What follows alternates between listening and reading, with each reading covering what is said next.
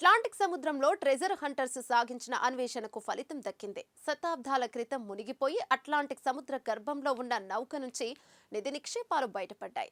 సాగర గర్భంలో 300 ఏళ్లుగా ఉన్న స్వర్ణ నౌకలో అపారమైన బంగారం, వెండి సంపద ఉండేది. భారీగా బంగారం, వెండి నిక్షేపాలను తరలిస్తుండగా ఈ స్వర్ణ నౌక భారీ తుఫాన్ కారణంగా సముద్రంలో మునిగిపోయింది.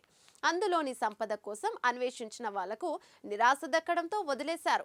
కానీ కొందరు మాత్రం పట్టువదలని విక్రమార్కుల్లా సముద్రాన్ని జల్లబడుతూనే ఉన్నారు. వారికి దక్కింది నౌకలోని నిధి. మరి ఆ నిధి విలువ ఎంతో తెలిస్తే దిమ్మ తిరుగుతుంది. బంగారం, వెండి నిక్షేపాలతో నిండిన ఓ స్వర్ణ నౌక స్పెయిన్ కి వెళ్తున్న క్రమంలో 1715 జూలై 31న భారీ తుఫాన్ కారణంగా నడిసంద్రంలో మునిగిపోయింది. దీంతో శతాబ్దాల క్రితం మునిగిపోయి సముద్ర గర్భంలో ఉన్న నౌకలో నిధి నిక్షేపాలు అలాగే ఉండిపోయాయి. ఫ్లోరిడా ట్రెజర్ కోస్ట్ లో 310 ఏళ్ల క్రితం జరిగిన ఈ ఘటనతో కొన్నాళ్ల పాటు ఆ నిధిని వెతకడం జరిగింది. అయితే ఎంత ప్రయత్నించినా సముద్రంలో మునిగిపోయినా ఆ నౌక జాడ తెలియకపోవడంతో అంతా ఎప్పుడో మర్చిపోయారు. కానీ కొందరు మాత్రం పట్టువదలని విక్రమార్కుల్లా ఆ స్వర్ణ నౌక కోసం అట్లాంటిక్ సముద్రాన్ని జల్లెడపడుతూనే ఉన్నారు.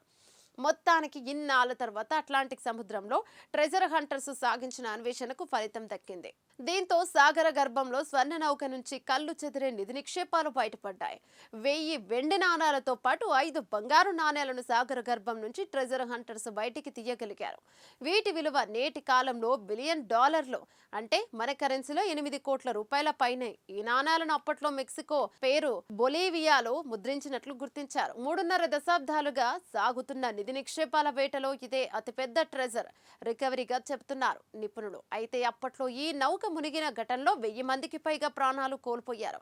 అపారమైన నిధి నిక్షేపాలు ఉండటంతో 18వ శతాబ్దంలో ఎలాగోలా కొంత నిధిని తిరిగి కనిపెట్టగలిగిన మిగతాదంతా శతాబ్దాలుగా సాగర గర్భంలోనే ఉండిపోయింది. ఇన్నేళ్లకి బంగారం, వెండి దొరకటంతో ఆ స్వర్ణ నౌక కోసం మరింత ఉధృతంగా అన్వేషణ చేయడానికి సిద్ధమవుతున్నారు ట్రెజర్ హంటర్స్. ప్రస్తుతానికి దొరికింది కొంతే, కానీ సముద్ర గర్భంలో కొండంత నిధి ఉందని హంటర్స్ తో పాటు చరిత్రకారులు అభిప్రాయపడుతున్నారు.